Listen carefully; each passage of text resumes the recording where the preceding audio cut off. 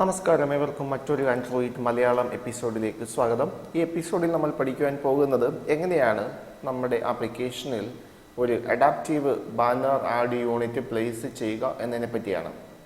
അപ്പോൾ കഴിഞ്ഞ എപ്പിസോഡിൽ എങ്ങനെയാണ് ഒരു AdMob ബാനർ പ്ലേസ് ചെയ്യുക എന്നതിനെ പറ്റി നമ്മൾ പഠിച്ചു. ഇപ്പോൾ നമ്മൾ ചെയ്യാൻ പോകുന്നത് ഒരു അഡാപ്റ്റീവ് ബാനർ എങ്ങനെ പ്ലേസ് ചെയ്യാം എന്നതിനെ പറ്റിയാണ്. അപ്പോൾ ബാനറിൻ്റെ ഒരു ഇംപ്രൂവ്ഡ് വേർഷനാണ് അഡാപ്റ്റീവ് ബാനർ ആഡ് യൂണിറ്റ്സ്.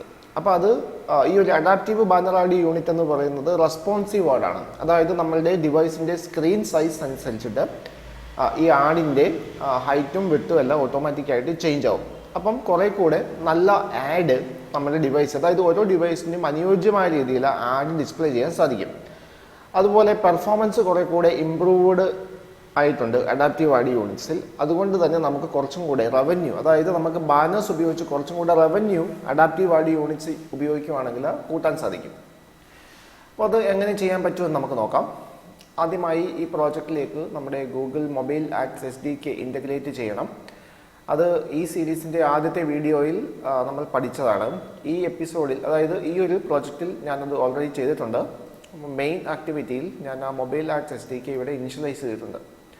അടുത്തതായി നമുക്ക് ഒരു ആഡ് യൂണിറ്റ് ID വേണം. ഞാനിവിടെ ടെസ്റ്റ് ആഡ് യൂണിറ്റ് ID ആണ് യൂസ് ചെയ്യുന്നത്. അപ്പം ബാനർ ആഡിൻ്റെ ആവശ്യമായ ഒരു ടെസ്റ്റ് ആഡ് യൂണിറ്റ് ID ഞാൻ കോപ്പി ചെയ്തു. അത് ഞാൻ ആ strings.xml എന്ന ഫയലിൽ പ്ലേസ് ചെയ്യുകയാണ്. എഡിറ്റർ ഓപ്പൺ ചെയ്തു, ഒരു പുതിയ സ്ട്രിംഗ് റിസോഴ്സ് ആഡ് ചെയ്തു.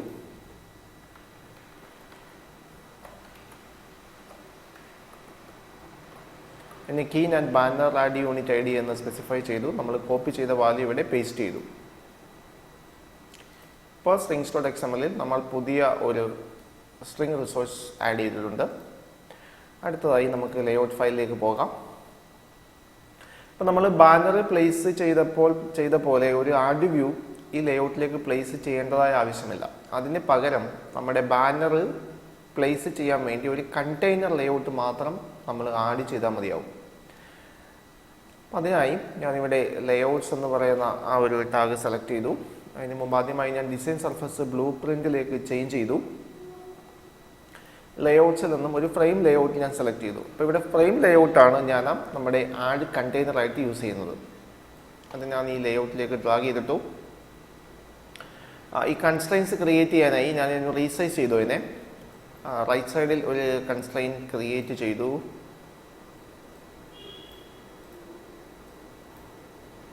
റൈറ്റ് സൈഡിൽ കൺസ്ട്രെയിൻ ക്രിയേറ്റ് ചെയ്തു, ലെഫ്റ്റ് സൈഡിൽ ക്രിയേറ്റ് ചെയ്തു. അതുപോലെ അതിൻ്റെ ബോട്ടം സൈഡിലും ഒരു കൺസ്ട്രെയിൻറ്റ് ക്രിയേറ്റ് ചെയ്തു. അതുപോലെ ബോട്ടത്തിൽ ഞാനൊരു 8 dp മാർജിൻ സെറ്റ് ചെയ്തു. പിന്നീട് ഈ ഒരു ഫ്രെയിം ലേഔട്ടിൻ്റെ വിഡ്ത്തും ഹൈറ്റും എല്ലാം ഞാൻ റാപ്പ് കണ്ടന്റ് ആയിട്ട് സെറ്റ് ചെയ്തു. ഓക്കെ, അപ്പോൾ നമുക്കിപ്പോൾ അവിടെ ഇത് കാണാൻ സാധിക്കില്ല, കാരണം അത് റാപ്പ് കണ്ടന്റ് ആണ്, കണ്ടന്റ്സ് ഒന്നുമില്ല. അതുകൊണ്ട് തന്നെ നമുക്ക് സെലക്ട് ചെയ്യാൻ ബുദ്ധിമുട്ടായിരിക്കും. അപ്പോൾ അത് സെലക്ട് ചെയ്യാൻ വേണ്ടി നിങ്ങൾ ഈ കമ്പോണന്റ് ട്രീയില ഫ്രെയിം ലേഔട്ട് സെലക്ട് ചെയ്യുക. ഇനി ആട്രിബ്യൂട്ട് വിൻഡോയില ID സെർച്ച് ചെയ്യുക. നമുക്ക് ഇതിൻ്റെ ID സ്പെസിഫൈ ചെയ്യാം. ഞാനത് ബാനർ കണ്ടെയ്നർ എന്ന് സ്പെസിഫൈ ചെയ്തു. Banner container. ഓക്കെ, നമുക്ക് ലേഔട്ടിലേക്കൊന്ന് ചേഞ്ച് ചെയ്യാം, ഡിസൈനിലേക്ക് ചേഞ്ച് ചെയ്യാം. നമുക്ക് അതിൻ്റെ XML ഒന്ന് വ്യൂ ചെയ്യാം. Go to XML. ഇതാണ് നമ്മളിപ്പോൾ പുതിയതായി ആഡ് ചെയ്ത ഫ്രെയിം ലേഔട്ട്. അപ്പോൾ ഇതാണ്, ഈ ഒരു ലേഔട്ടാണ് നമ്മുടെ ബാനറിൻ്റെ കണ്ടെയ്നറായിട്ട് ആക്ട് ചെയ്യാൻ പോകുന്നത്. അപ്പോൾ മെയിൻ ആക്ടിവിറ്റി ക്ലാസ് ഫയലിലേക്ക് തിരിച്ചു വരാം. ആദ്യമായിട്ട് നമുക്ക് ഇവിടെ കുറച്ച് വേരിയബിൾസ് ക്രിയേറ്റ് ചെയ്യാം. ആദ്യമായി നമുക്ക് ഒരു ഫ്രെയിം ലേഔട്ട് വേരിയബിൾ ക്രിയേറ്റ് ചെയ്യാം. പിന്നീട് നമ്മൾ ഒരു ആഡ് വ്യൂ വേരിയബിൾ കൂടി ക്രിയേറ്റ് ചെയ്യുകയാണ്. അടുത്തതായി നമുക്ക് ഈ വേരിയബിൾസ് ഇനിഷ്യലൈസ് ചെയ്യാം. അപ്പം ഓൺ ക്രിയേറ്റ് മെത്തേഡില ആദ്യമായിട്ട് ഞാൻ ഫ്രെയിം ലേഔട്ടിൽ ഇനിഷ്യലൈസ് ചെയ്യുകയാണ്. നമ്മുടെ കണ്ടെയ്നറിൻ്റെ ID ബാനർ കണ്ടെയ്നറാണ്. അടുത്തതായി നമുക്ക് ആഡ് വ്യൂ ഇനിഷ്യലൈസ് ചെയ്യാം. ഇതിന് ഒറ്റ പാരാമീറ്ററേ ഉള്ളൂ, അത് കോണ്ടെക്സ്റ്റ് ആണ്. അടുത്തതായി നമുക്ക് ഈ ആഡ് വ്യൂവിലേക്ക് നമ്മൾ strings.xml സേവ് ചെയ്ത് വെച്ച ആ ഒരു ആഡ് യൂണിറ്റ് ID അറ്റാച്ച് ചെയ്യാം. അതിനുവേണ്ടി സെറ്റ് ആഡ് യൂണിറ്റ് ID എന്ന മെത്തേഡ് കോൾ ചെയ്താൽ മതിയാവും. അതിലേക്ക് നമുക്ക് ആദ്യമേ ആ strings.xml നിന്നും ആ ഒരു പർട്ടിക്കുലർ വാല്യൂ ഗെറ്റ് ചെയ്യാം. Get string strings banner add unit I D. Okay, അടുത്തതായി നമുക്ക് ഈ ആഡ് വ്യൂ നമുക്ക് ഫ്രെയിം ലേഔട്ടിലേക്ക് അറ്റാച്ച് ചെയ്യാം. കാരണം ഫ്രെയിം ലേഔട്ടാണ് നമ്മുടെ ബാനറിൻ്റെ കണ്ടെയ്നർ. ഫ്രെയിം ലേഔട്ട്, അതിനുവേണ്ടി ആഡ് വ്യൂ എന്ന മെത്തേഡ് കോൾ ചെയ്താൽ മതിയാവും. അതിലേക്ക് നമ്മുടെ ആഡ് വ്യൂ അറ്റാച്ച് ചെയ്യാം. ഇപ്പോൾ നമ്മുടെ ആഡ് വ്യൂ റെഡിയാണ്. അതിലേക്ക് നമ്മളുടെ അതിൻ്റെ unit add unit I D attach ചെയ്തു. അതുപോലെ തന്നെ അത് നമ്മൾ നമ്മുടെ കണ്ടെയ്നറിനകത്തേക്ക് പ്ലേസ് ചെയ്തു. അടുത്തതായി നമുക്കിത് ഡിസ്പ്ലേ ചെയ്യാം, ആഡ് ഡിസ്പ്ലേ ചെയ്യാം. അപ്പോൾ ആഡ് ഡിസ്പ്ലേ ചെയ്യുന്നതിന് മുമ്പായിട്ട് നമ്മളിപ്പോൾ യൂസർ യൂസ് ചെയ്യുന്ന ഡിവൈസിൻ്റെ പിക്സൽ ഡെൻസിറ്റി നമുക്ക് ഗെറ്റ് ചെയ്യണം. അതിനായി കുറച്ച് കോഡ് സെഗ്മെൻറ്റ്സും കൂടി ആഡ് ചെയ്യേണ്ടതായിട്ടുണ്ട്. അത് വളരെ ഈസി ആയിട്ട് നിങ്ങൾക്ക് ഈ ഒരു ഡോക്യുമെൻറ്റേഷനിൽ കിട്ടും. ബാനർ എന്ന് പറയുന്ന സെക്ഷൻ ഓപ്പൺ ചെയ്യുക. അതിൽ അഡാപ്റ്റീവ് ബാനേഴ്സ് സെലക്ട് ചെയ്യുക. ഇവിടെ ബോട്ടത്തിലായിട്ട് കുറച്ച് കോഡ് സെഗ്മെൻറ്റ്സ് ഉണ്ട്. അതിൽ നിന്നും 2 മെത്തേഡ് കോപ്പി ചെയ്യാം. ഈ ലോഡ് ബാനർ എന്ന ഈ ഒരു മെത്തേഡും അതുപോലെ തന്നെ ഗെറ്റ് ആഡ് സൈസ് എന്ന ഈ ഒരു മെത്തേഡും കോപ്പി ചെയ്യുക. അപ്പം ഞാൻ ഈ 2 മെത്തേഡ് കോപ്പി ചെയ്തു. അത് ഞാൻ മെയിൻ ആക്ടിവിറ്റി ക്ലാസ് ഫയലിൽ പേസ്റ്റ് ചെയ്യുകയാണ്. അപ്പോൾ ഇവിടെ മിസ്സിംഗ് ക്ലാസ്സുകളാണ്, അതെല്ലാം ഇമ്പോർട്ട് ചെയ്യുക. ആഡ് സൈസ്,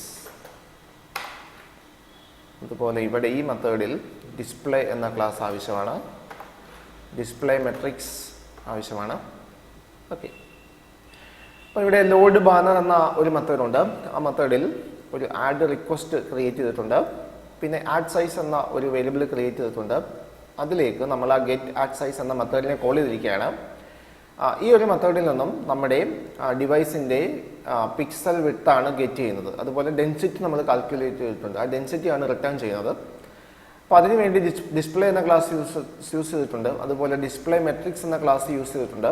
അപ്പോൾ ഈ ഒരു മെത്തേഡ് ആവശ്യമായ ആഡ് സൈസ് റിട്ടേൺ ചെയ്യും. അതിവിടെ കിട്ടുന്നുണ്ട്. പിന്നീട് നമ്മൾ ചെയ്തേക്കുന്നത് നമ്മൾ ക്രിയേറ്റ് ചെയ്ത ആഡ് വ്യൂ ഒബ്ജക്റ്റിലേക്ക് ആ ആഡ് സൈസ് സെറ്റ് ചെയ്യുകയാണ്. അതിനുവേണ്ടി സെറ്റ് ആഡ് സൈസ് എന്ന ഒരു മെത്തേഡ് കോൾ ചെയ്തു. അതിനുശേഷം നമ്മൾ അവസാനം ലോഡ് ആഡ് എന്ന മെത്തേഡ് ഉപയോഗിച്ചിട്ട് ആ ആഡ് റിക്വസ്റ്റ് പാസ് ചെയ്തു. അപ്പം നമ്മുടെ ആ ഒരു ആഡ് ഡിസ്പ്ലേ ആകും. ഓക്കെ, അപ്പോൾ ഇത്രയും കാര്യങ്ങൾ ചെയ്താൽ അടുത്തതായി ഒരു കാര്യം കൂടി ചെയ്യാം. നമുക്ക് ഓൺ ക്രിയേറ്റ് മെത്തേഡിൽ നിന്നും ലോഡ് ബാനർ എന്ന മെത്തേഡിനെ ഇൻവോക്ക് ചെയ്യാം. അപ്പോൾ ഇത്രയും ചെയ്താൽ നമുക്ക് നമ്മുടെ ആപ്ലിക്കേഷനിൽ ഒരു അഡാപ്റ്റീവ് ബാനർ ഡിസ്പ്ലേ ചെയ്യാൻ സാധിക്കും. അപ്പോൾ നമുക്കൊന്ന് ടെസ്റ്റ് ചെയ്യാം. ഞാൻ ഈ ആപ്പ് റൺ ചെയ്യുകയാണ്. ഞാൻ ടെസ്റ്റ് ചെയ്യുന്നത് ഒരു വെർച്വൽ ഡിവൈസിലാണ്. നിങ്ങൾക്ക് റിയൽ ഡിവൈസിലും ടെസ്റ്റ് ചെയ്യാം.